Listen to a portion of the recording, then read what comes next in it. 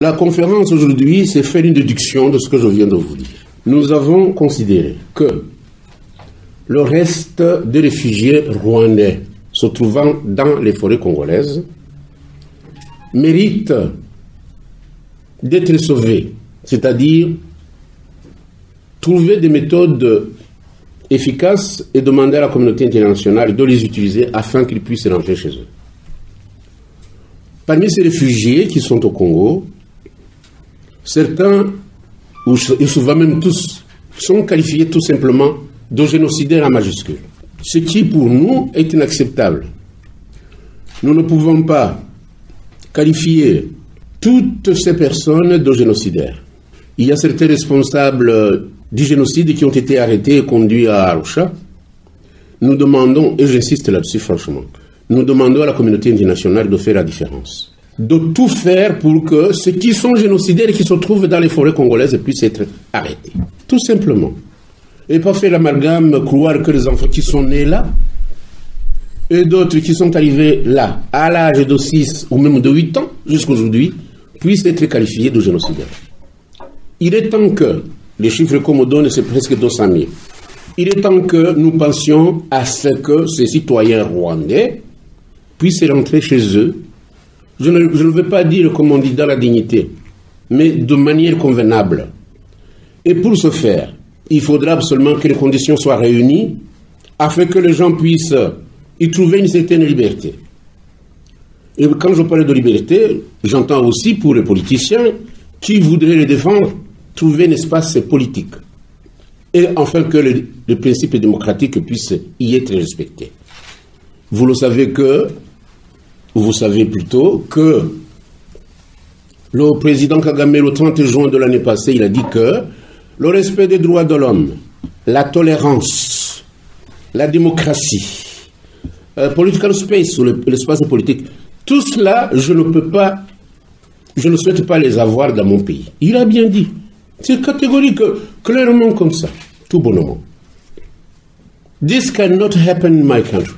This cannot happen in my country. Pas même in our country, in my country. Société devenue entreprise, ou plutôt pays devenu société ou une entreprise.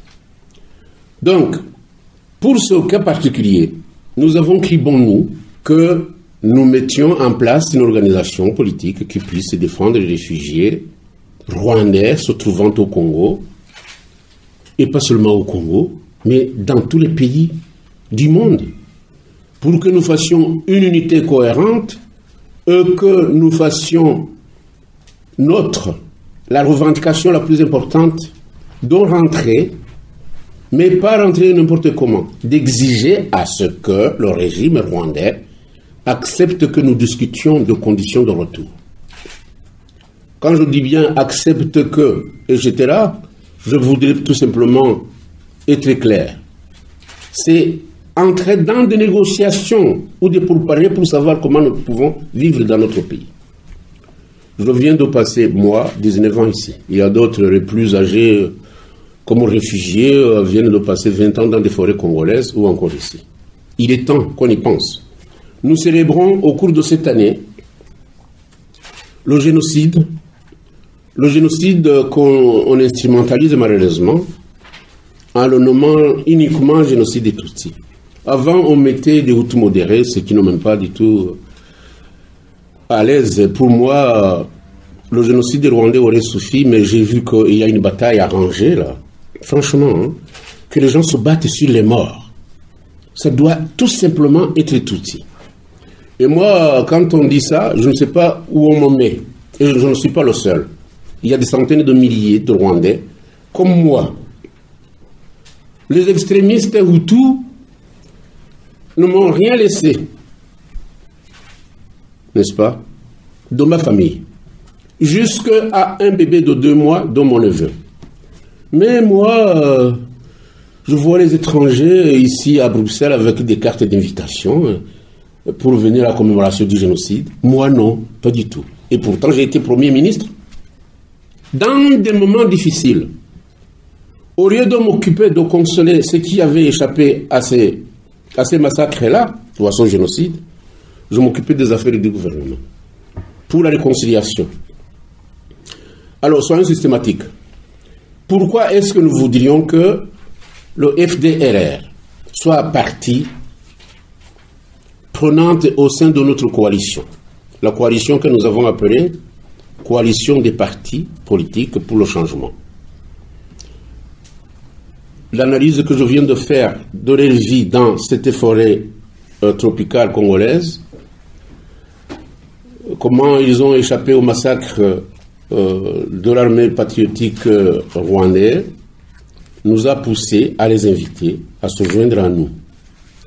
Évidemment, les critiques ont été nombreuses pour dire, écoutez, vous associez aux génocidaires.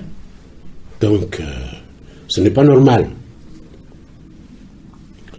Alors, pourquoi nous l'avons fait? Suivez mon raisonnement. En 2012, il y a eu des événements terribles dans la région des Grands Lacs et plus particulièrement dans l'est du Congo, et que dis-je dans la région proche du Rwanda, avec ce qu'on a appelé M23. M23 a ravagé cette région, toujours avec l'idée de prendre le pouvoir à Kinshasa.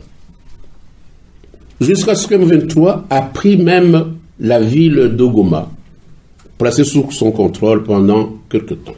Et la communauté internationale, en majuscule, intervient et dit, mais écoutez, pour consoler ou arrêter ça, on oblige au président congolais de négocier avec le M23.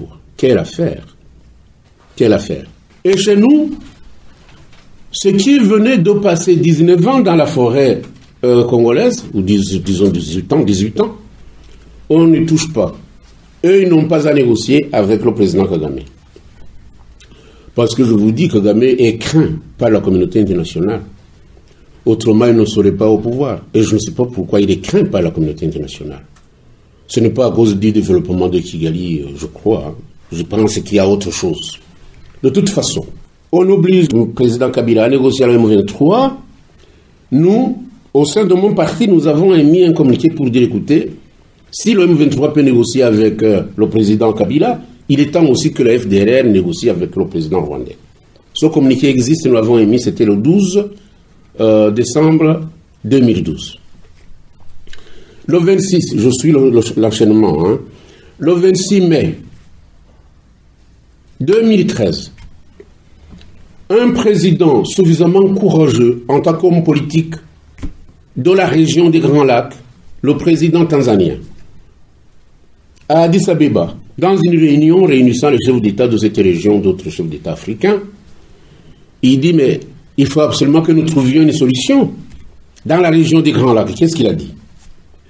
Il a dit, pour que la situation, la solution soit globale, j'invite le président ougandais et le président rwandais à pouvoir s'entendre avec des mouvements qui combattent en utilisant le territoire congolais et les faire rentrer chez eux. Et pour cela, il faut absolument qu'ils s'engagent dans des discussions avec ces mouvements.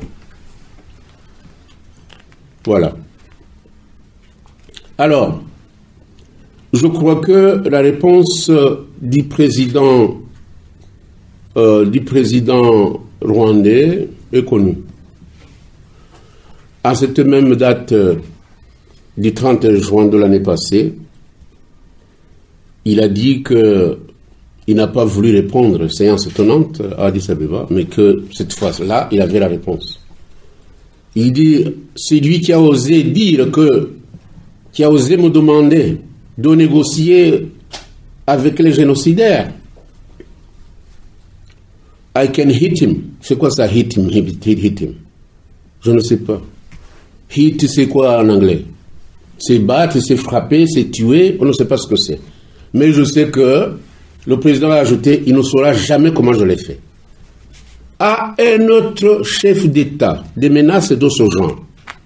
Et dans le cadre de la fameuse communauté internationale, on enterre et on sautait. C'est tout. Le président a arrêté le génocide, nous disons rien du tout. Une menace contre notre chef de l'État. Ouvertement comme ça. Que je peux l'abîmer, je peux le tuer. On sautait. Les Rwandais eux-mêmes se taisent. Incroyable, c'est du jamais vu. On assassine, on menace, on tue les anciens collaborateurs dans les chambres d'hôtel, on se tait. On est toujours au pouvoir. Nous avons arrêté le génocide. Vous étiez là, vous n'avez rien fait. Tout simplement.